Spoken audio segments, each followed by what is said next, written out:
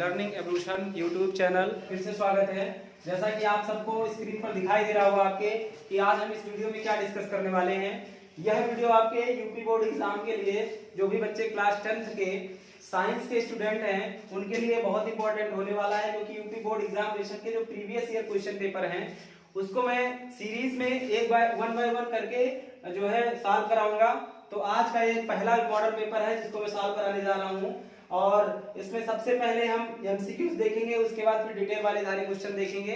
MCQs question जो होते हैं 20 क्वेश्चन होते हैं, हर किसी पेपर में आने वाले हैं। इस बार लास्ट बार भी आया हुआ था और इस बार भी आएगा। तो 2023 का मॉडल पेपर का पहला क्वेश्चन मैंने ले रखा है और ऐसे ही करके दूसरा क्वेश्चन, तीसरा क्वेश्चन, और तो आज पहला जो क्वेश्चन है आपका वो देखेंगे कि पूछ रहा है the image formed by a concave mirror is real. मतलब कोई कॉन्केव मिरर के सामने इमेज जो बनी हुई है किसी ऑब्जेक्ट की वो रियल है, इन्वर्टेड है end of the same size, और जो उसकी साइज है वो सेम है।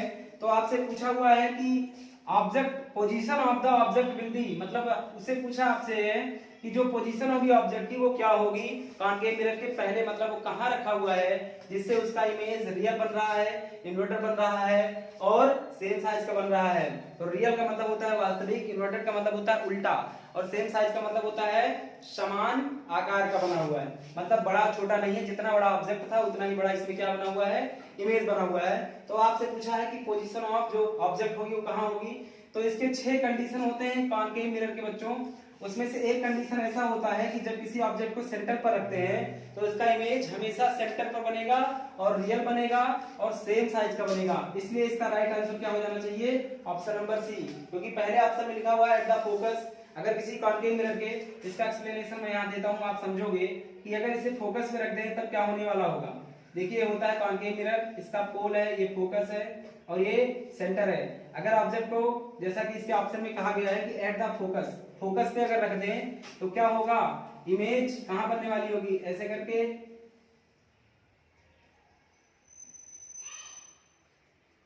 ये यहां से रे ऐसे जाएगी, फोकस से वापस, और सेंटर के सामने से भी रे यहां से निकलेगी ऐसे करके।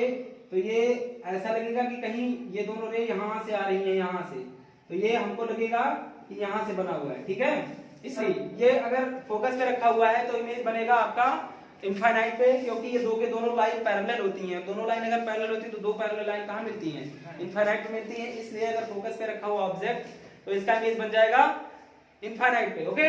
और वही चीज अगर दूसरे ऑप्शन की तरफ देखें तो between the focus and centre of the curvature, अगर कहीं यहां रख दिए, क्योंकि ये सेंटर है ये फोकस है, इसके बीच में रख दिए तो इसका इमेज कहां बनेगा, इसका इमेज बनेगा बियॉन्ड द सेंटर, यहां पर, ठीक है ना। और वही अगर at the centre of curvature, मतलब अगर हम सेंटर पर रख दें, यहां पर रख दें तो इमेज सेंटर पर ही बनेगा, सेम साइज का बनेगा। इसलिए राइट आंसर आपका क्या हो जाना चाहिए, ऑप्शन नंबर सी। क्वेश्चन में जो पूछा हुआ था कि सेम साइज का ऑब्जेक्ट सेम साइज का इमेज बनने वाला है, इसलिए इसका आंसर हो जाएगा at the centre of curvature, ठीक है।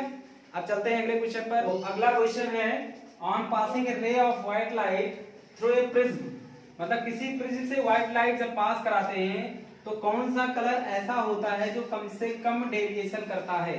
सबसे कम डेविएशन कौन सा कलर करता है। तो आप सबको पता है व्हाइट लाइट जब हम किसी प्रिज्म में से पास कराते हैं तो 7 कलर में वो डिस्पर्स हो जाती है, और उन 7 कलर को हम जो है विबग्योर के नाम से जानते हैं, ठीक है ना। तो विबग्योर में सबसे कम डेविएशन किस कलर का होता है ये पूछ रहा है क्वेश्चन। ऑप्शन ए है ग्रीन, ऑप्शन बी है येलो, ऑप्शन सी है रेड, ऑप्शन डी है वायलेट। तो सबसे कम जो करता है वो ऑप्शन सी यानी रेड करता है।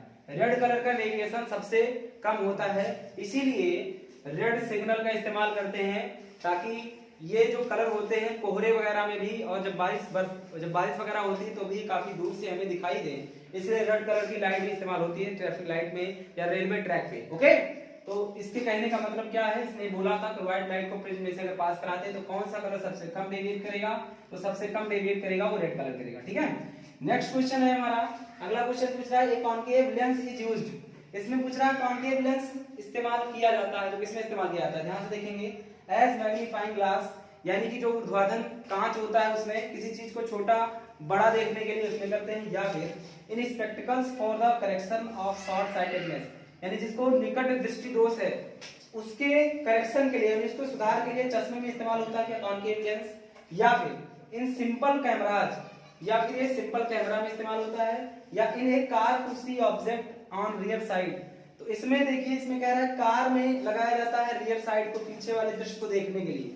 तो मैं आपको बता दूं, देखिए सबसे पहले तो मैग्नीफाइंग ग्लास में जो लेंस इस्तेमाल होता है वो होता है कॉन्वेक्स लेंस। क्वेश्चन में कॉनकेव लेंस लिखा हुआ है, ठीक है, इसलिए पहला ऑप्शन आपका रॉन्ग हो गया, तो ये ऑप्शन गलत है।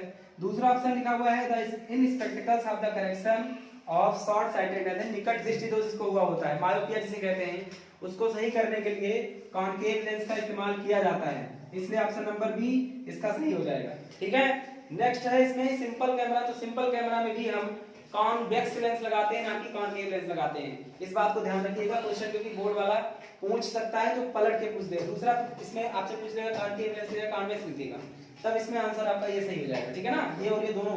लेकिन इसमें कह रहा है in car to see object on rear side, ठीक है, यानी कि पीछे की दृश्य को देखने के लिए कार में, तो भैया लेंस नहीं लगाते हैं, याद रखेंगे, लेंस नहीं लगाते पीछे के दृश्य को देखने के लिए। पीछे के दृश्य को देखने के लिए मिरर का इस्तेमाल होता है, वो भी कौन सा मिरर, कॉन्वेक्स मिरर का इस्तेमाल करते हैं। यहाँ लेंस लिखा हुआ था, मैंने चारों ऑप्शन एक्सप्लेन कर दिया है, इसका राइट आंसर हो जाएगा ऑप्शन नंबर बी। ओके, चलते हैं अगले क्वेश्चन पर। क्वेश्चन जो चौथा क्वेश्चन है वो क्वेश्चन है कि the amount of light entering in the I is controlled by, यानी हमारी आंखों में जो लाइट एंटर करती है उस लाइट को एंटर करने से जो कंट्रोल करने वाला पार्ट होता है वो कौन सा है, क्या सिलेरी मसल्स है, ऑप्शन नंबर बी पुपिल्स है, option number C eye lens है, या ऑप्शन नंबर डी कॉर्निया है। यानी चारों में से आपको बताना है कि कौन सा ऐसा पार्ट है जो लाइट को एंटर करते समय उसके अमाउंट को कंट्रोल करती है, ठीक है। तो इसका राइट आंसर क्या होना चाहिए, राइट आंसर होना चाहिए पुपिल। क्या होना चाहिए बच्चों, पुपिल्स होना चाहिए, वेरी गुड। नेक्स्ट क्वेश्चन हमारा है कि the correct formula for electric power in electric circuit is, दिखाई दे रहा है ना, the correct formula for electric power, यानी कि इलेक्ट्रिक पावर के लिए इनमें से कौन सा फार्मूला राइट है। तो पावर इक्वल टू क्या होता है, पावर बराबर होता है वर्क अपॉन टाइम। वर्क के लिए फार्मूला इलेक्ट्रिक करंट में जो चैप्टर दिया हुआ है उस इलेक्ट्रिसिटी चैप्टर में वर्क बराबर बताया गया है, और आपको पता भी है कि वी आई टी होता है, या फिर I square r into t होता है, या फिर v square t upon r होता है। ये तीन के तीनों, ये आपके तीन के तीनों किसके फार्मूले हैं, तीन के तीनों वर्क के फार्मूले हैं। अगर हम इनको टी से डिवाइड कर दें, दोनों तरफ टी से डिवाइड कर दें, तो आप इसको देख पा रहे हैं, टी से डिवाइड करते हैं तो ये टी से टी मर जाएगा, ये टी से टी मर जाएगा, और यहाँ भी टी से डिवाइड करते हैं तो ये टी से टी मर जाएगा, ठीक है ना। तो क्या बचने वाला है यहाँ पर, W अपॉन टी बराबर बचेगा वी आई, ठीक है ना। फिर यहाँ W अपॉन टी बराबर बचेगा आई स्क्वायर आर, और फिर यहाँ W अपॉन टी बराबर बचेगा v square upon r. Okay, अब आप देखेंगे कि इनमें से कौन सा इसमें दिया हुआ है, जो इनमें से कोई सा भी इसमें इस ऑप्शन में होगा वही आपका राइट आंसर हो जाएगा। तो क्या वहां पर बी आई कहीं दिया है, option number A B C और डी में कहीं नहीं है, इसलिए वो उनमें ये नहीं है। उसके बाद देखो आई स्क्वायर आर कहीं दिया हुआ है, ये दिया है, बी नंबर में दिया है, इसलिए इसका राइट आंसर क्या होना चाहिए, ऑप्शन नंबर बी, ठीक है ना। पावर बराबर क्या हो जाएगा, आई स्क्वायर आर, ठीक है ना, डन। ओके, चलते हैं अगले क्वेश्चन में। सिक्स्थ क्वेश्चन पूछ रहा है कि the magnetic field inside a long straight current carrying conductor, यानी सोलेनॉइड, आपसे पूछा हुआ है कि कोई बहुत लंबा सा एक सोलेनॉइड है, ठीक है ना, करंट कैरिंग सोलेनॉइड है, उसमें से मैग्नेटिक फील्ड क्या होगी, क्या वो जीरो होगी, क्या वो डिक्रीज करेगी जैसे जैसे हम उसके तरफ आएंगे, क्या वो छोटी हो जाएगी, मतलब हर जगह पे कम रहती है, ऑप्शन नंबर सी का मतलब ये हुआ। ऑप्शन नंबर डी पूछा increase as we move towards its end, जैसे जैसे इसके एंड की तरफ आते हैं इंक्रीज करती है, ठीक है।